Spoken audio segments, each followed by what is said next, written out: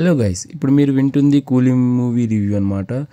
So ఈ movie ఎలా అనిపించింది నాకంటే, నా personal opinion it's average movie. 2.25 నా రేటింగ్ దీనికి.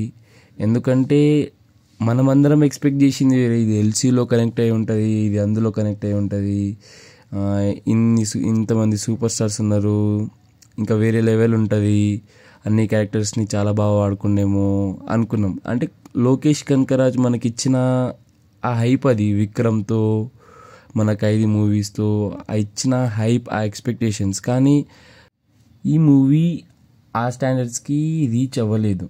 సో మీరు ఎంత ఎక్స్పెక్టేషన్స్ పెట్టుకుంటారో అంత డిసప్పాయింట్ అయ్యే ఛాన్సెస్ ఉంది.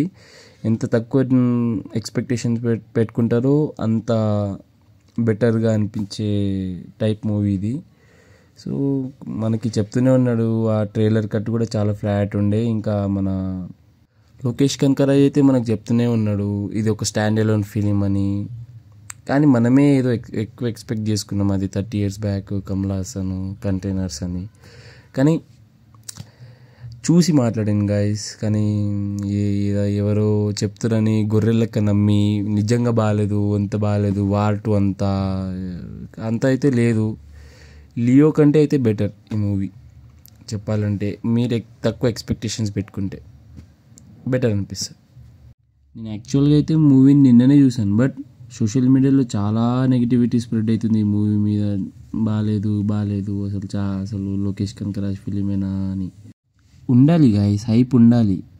ఈ లోకేష్ కనకరాజ్ మూవీ తీస్తున్నంటే హైప్ ఉండాలి, కానీ మనకి ఓవర్ హైప్ ఉండే.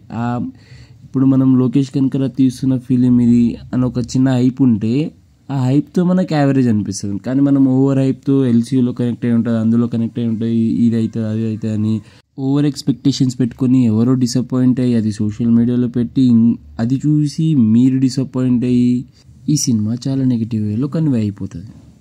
ఇంకా స్క్రీన్ ప్లే అయితే చాలా బాగుంటుంది గైస్, ట్విస్టెడ్ స్క్రీన్ ప్లే అనమాట.